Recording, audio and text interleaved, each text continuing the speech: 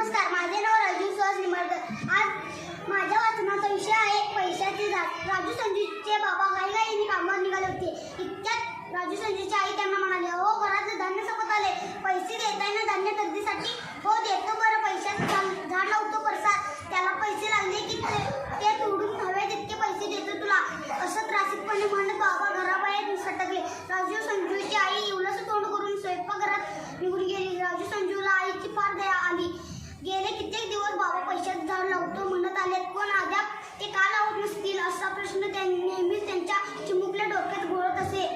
आजही तोच प्रश्न त्यांना स्वतःवत होता। त्यावर विचार करता करता राजूला एक कल्पना सुचली। तसा तो संजूला म्हणाला, "संजू, बाबांना त्यांच्या कामातून पैशाचं झाड लावायला वेळच मिळत नाही, मग आपणच लावूया का पैशाचं झाड?"